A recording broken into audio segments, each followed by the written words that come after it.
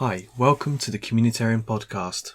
The aim of such a project is to explore and examine the philosophy of communitarianism, the central premise being the emphasis of the community as opposed to the individual.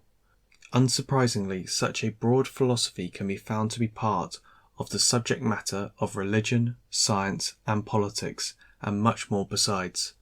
Therefore, in no particular order, I will explore such ideas. Thanks for listening, and leave your comments below. Part 5. Political Ramifications of Such a Moral Philosophy.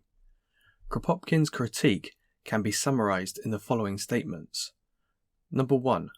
Moral progress is not being cultivated. Number 2. Our current society restricts moral progress. Number 3. The ignorant historical significance of anarchist communism. Number 4. The political philosophy of anarchist communism is the only viable alternative. Number 1. Moral progress is not being cultivated. The linchpin of Kropotkin's moral argument is that within our current society, our moral sentiments are being left uncultivated and neglected. The foundation of Kropotkin's analysis started with the investigation of the development of social instincts amongst our tribal ancestors. Therefore, it only makes sense to compare our civic lives to that of the tribes which exist on the fringes of our civilization. Kropotkin makes the following generalization. Tribes have an incredibly sophisticated moral practices of which each member is immersed and dedicated to in their everyday lives. Clarification is needed, since it is tempting to assume that he is suggesting that tribes have a superior set of moral standards. Such arguments are rightfully criticized for an unrealistic portrayal of tribal life. Usually this is brandished as the naive notion of the noble savage. Kropotkin understands such a critique and does not actually claim that such moral practices are superior simply because they are enacted within a tribe.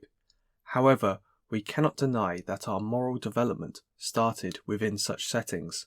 Therefore, it is intriguing and necessary position to compare and contrast with our current civilized society. On reflection, the greatest difference is how individuals view their moral destiny. This can be categorized in the following ways. To what degree do individuals consider themselves moral actor? How dedicated are individuals to their moral standards?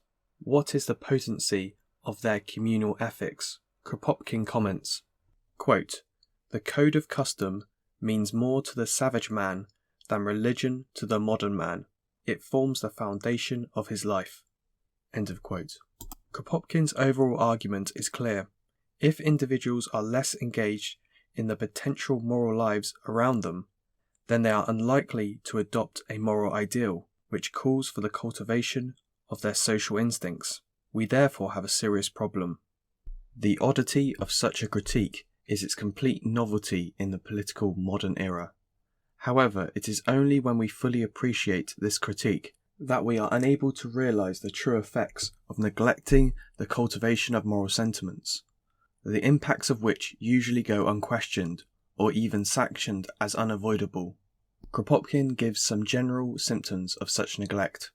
Moral apathy and confusion.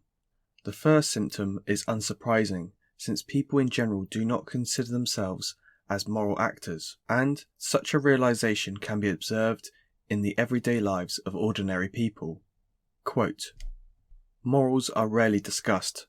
People do not criticize, they let themselves be drawn by habit or indifference. They do not put themselves out for or against an established morality. They do their best to make their actions appear according to their professions." End of quote. It's a truly damning prognosis which claims that man is primarily motivated by the idiosyncratic conditions in which they find themselves. Put simply, man's actions have become solely motivated by self-interest. Morality is given lip service, but is rarely enacted in deeds. The greatest conundrum at the heart of morality is to reconcile feelings of selfishness and solidarity. However, quote, such a synthesis is so much more necessary because civilized man of today, having no settled convictions on this point, is paralyzed in his powers of action. Antithesis to moral progress, individualism. This is going to be a brief overview about the state of our society in general. Many of the symptoms of the decline in moral progress can actually be given the name individualism. This trend started in the 17th century with the gradual separation of the interests of the individual from that of the communal. For a whole manner of different reasons, individual lives became physically separated from one another. An example would be the decline of multi-generational cohabitation. The interaction many of us have in society today is cordial, but ultimately superficial in nature. Kropotkin gives a stark contrast to how we should live in order to promote moral progress. Quote, "If men lived in closer contact with one another, and had continually come into contact on those public affairs which are now invested in the few, and if, in consequence of a closer contact, we were brought to take as living an interest in our neighbours' difficulties and pains as we formerly took it in those of our kinfolk."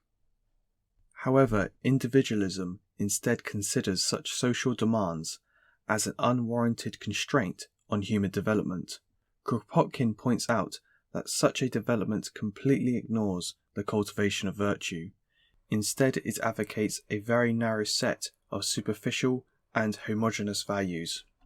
Quote, "The want of the development of the personality leading to herd psychology and the lack of individual creative power and initiative are certainly one of the chief defects of our time. Economical individualism has not kept its promise.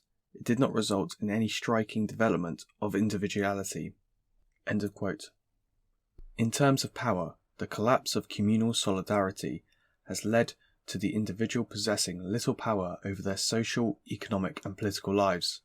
The individual is but one insignificant part of the larger totality of which ultimately they become manipulated and absorbed. Misery. Kropotkin puts forward a serious accusation. Is individualism a systematic cause of psychological suffering? To neglect our social instincts in such a way is for Kropotkin a recipe for disaster. Quote, "To leave this instinct ungratified will surely bring the individual a sense of dissatisfaction or even misery." End of quote. Or in his more pessimistic tone, "We are but a broken man, and society cannot live in such a morality." Number 2. Our current society restricts moral progress. Individualism is not a bug or a glitch of the system, but instead a necessary consequence of both capitalism and government. Kropotkin unearths and attacks the basis of these pillars of society. He was a prolific writer on such topics. However, for the purpose of this essay, I will only consider his critiques which are linked directly with his moral outlook. Critique of capitalism. How does capitalism restrict moral progress? Like with many writers of his era, Kropotkin was extremely appalled by the brutality exercised within the system of capitalism. Although it is true to say that the modern development of social democracies have mitigated such excesses, Kropotkin's moral critique still stands. As an economic system, capitalism promotes moral depravity. Since it is clear that it does not promote nor enhance the moral sentiments which are needed for moral progress. Instead, the development of capitalism over the past 300 years has promoted its antithesis, a breed of self-interestedness. The mentality it nurtures and develops within us is a narrow-minded drive to acquire material wealth. This has a truly debilitating effect on the development of our social instincts, which of course have no true monetary value, and therefore are not considered worthy of our pursuit or admiration. If this is the basis of capitalism, then we should not be surprised by its corrupt, hostile and antisocial implications. Instead, the greatest expression of this is the inevitable inequality of the distribution of wealth and resources. As capital accumulates, it creates a greater disparity between the haves and have-nots. Quote, Society is divided into two hostile camps, and the labourer remains economically speaking a slave to his employer. End of quote. It's fair to ask, what does economic disparity have to do with moral depravity? First, it is important to clarify that such a disparity is not an unintended consequence. Instead, it is the actualization of a capitalist mindset in action. Therefore, it is by definition a ludicrous expectation to believe that our moral understanding can blossom within such a system. Instead, capitalism always runs the risk that the accumulation of wealth will harm society at large. Corrupt or crony capitalism is a systematic and reoccurring problem. In addition to this, capitalism divides society into two hostile camps: worker and owner, tenant and landlord, managed and manager, customer and assistant, etc. Such divisions stifle our ability to participate in the development of morality by infringing on our ability to think impartially. Kropotkin argues that we should instead appeal to a moral ideal which all men can follow regardless of the interests they represent. Critique of government. How does the government restrict moral progress? Kropotkin's critique of government is simple. A hierarchical organization of government disempowers individuals from refining and perfecting their virtuous capacity. If others act on our behalf, we cannot fully participate and therefore facilitate the development of social instincts.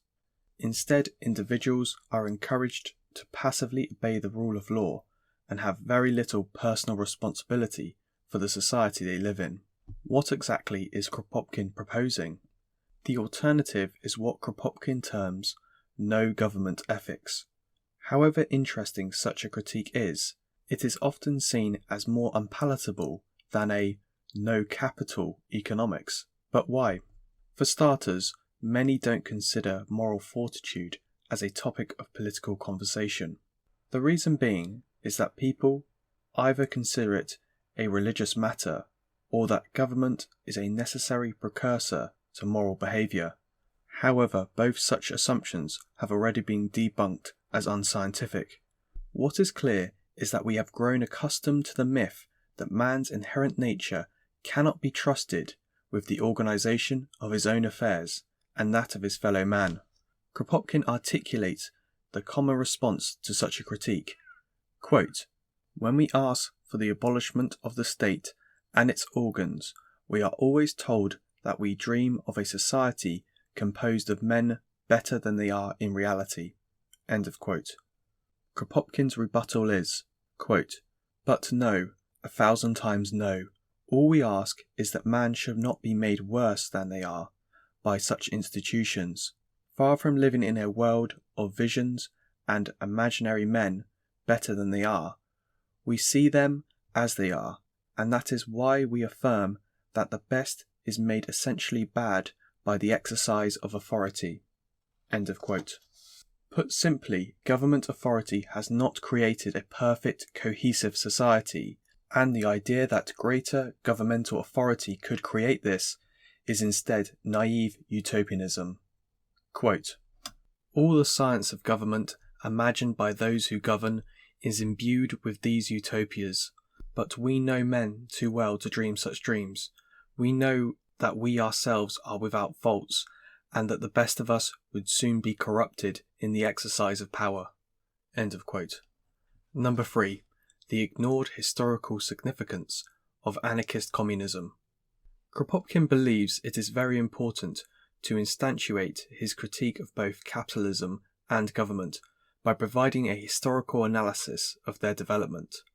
What may surprise is that both communism and anarchism in fact have a greater prominence in our past development. Kropotkin's historical analysis explains why such practices have fallen from grace. This is the alternative understanding of world history which is often neglected. Isolated tribal life. As has already been explained, we began and predominantly lived a tribal existence. This subsistence way of living paved the way for the development of our moral sentiments, and led to the development of customs and institutions which made social life possible.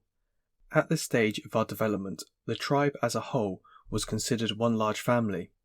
As a result, family affairs could be organized relatively transparently, and it is congenial to the maintenance and development of our social instincts.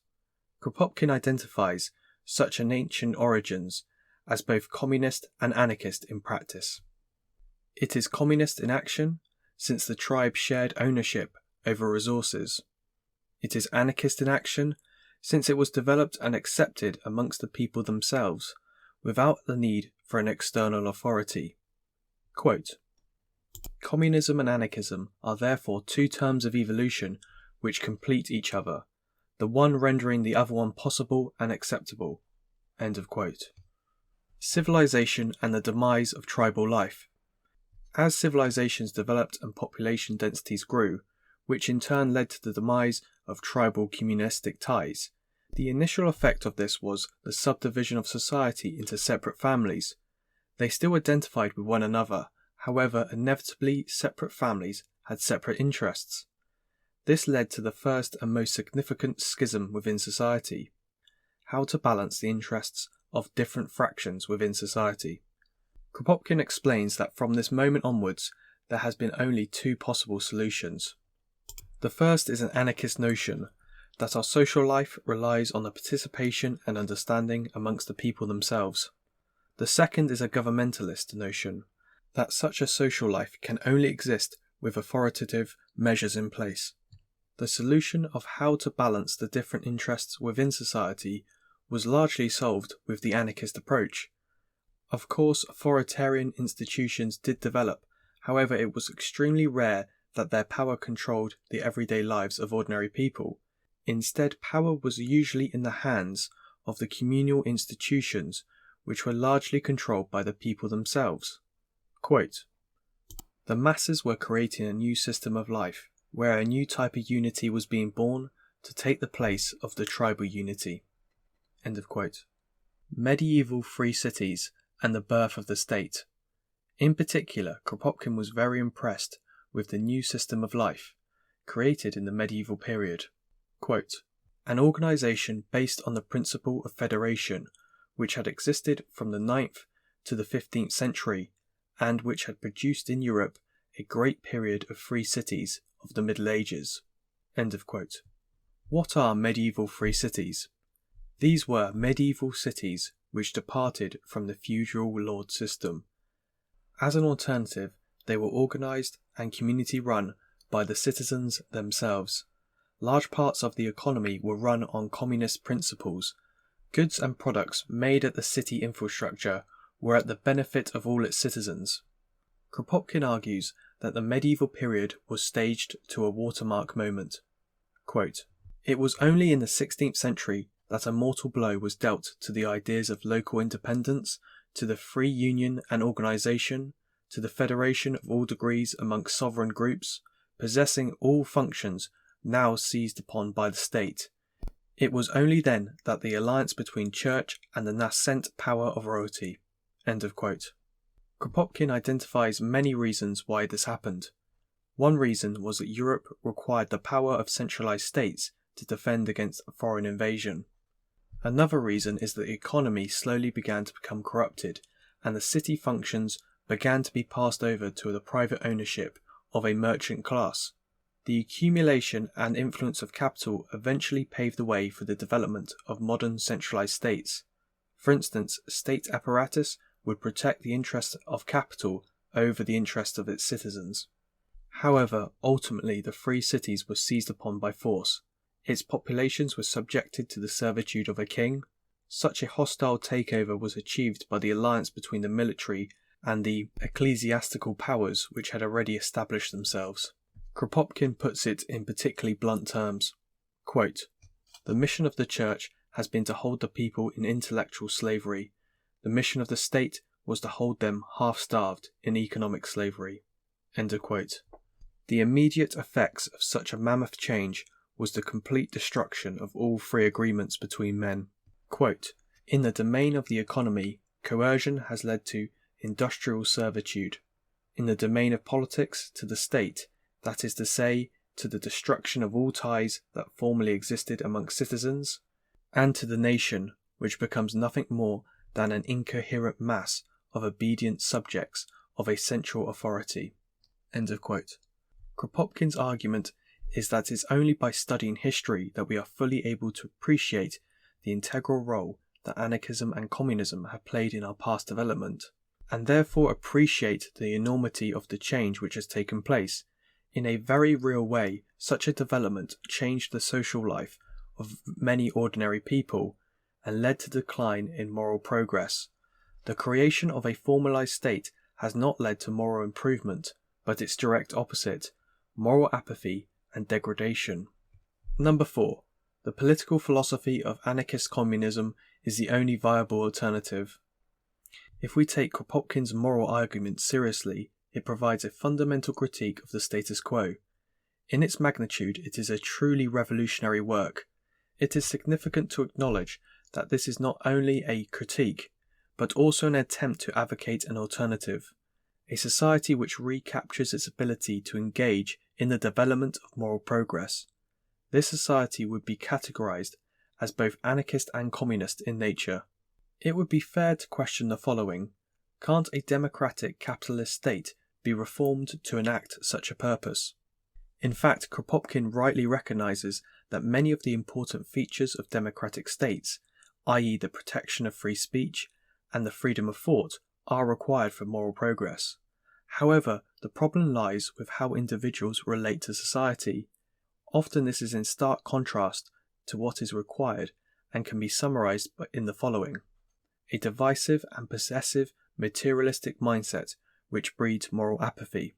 The solution requires a systematically different approach, a system which cultivates and demands the real expression of moral sentiments in all its members. This demands a society which at its core demands equity. Quote, "The means of production and the satisfaction of all the needs of society, having been created by common effort of all, must be at the disposal of all." Kropotkin quotes separately. That is, first of all, they will have to organize, one way or another, by the means of supplying food to everyone, and providing dwellings for all, and then produce whatever will be found necessary for feeding and clothing and sheltering everyone. End of quote. It also demands a society which rejects unjust authority and instead promotes individual participation. Quote, "Men to develop free initiative, free action, free association." And another quote from Kropotkin: "The broadest possible development of the principle of free agreement, and in acknowledging the independence of all possible associations formed for the definitive ends, embracing in their federations the whole of society." End of quote. The immediate question which plagues such an inquiry is, how is such a system going to be implemented?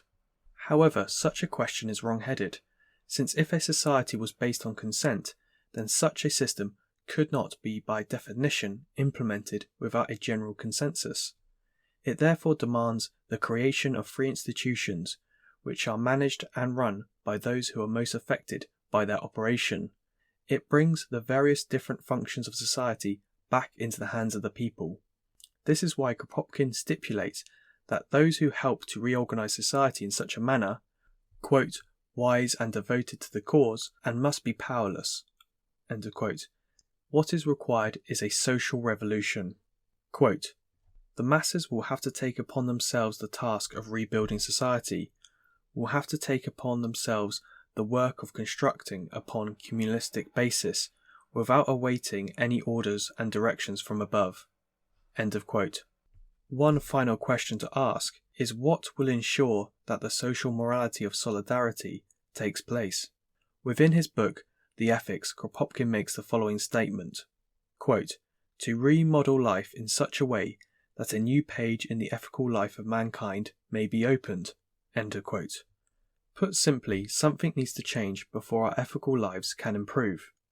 However, there's a problem. The people may be infused with a moral ideal, whilst not necessarily benefiting from its initial implementation. There is a real risk attached to this. Kropotkin acknowledges it in the following way, quote, "To direct individual forces to get from them the greatest benefit for the welfare of all, without at the same time paralysing personal energies." End of quote. The only way to avoid this precarious pitfall is to rigidly acknowledge the need for voluntary consensus and a powerful moral ideal. Quote, "It is the duty of a new ethics to infuse in men these ideals, which would provoke their enthusiasm." End of quote. Thanks for listening. That is the end of part 5, and that is the end of the Kropotkin series. I hope you enjoyed. If you have any comments, please leave them below, and thanks.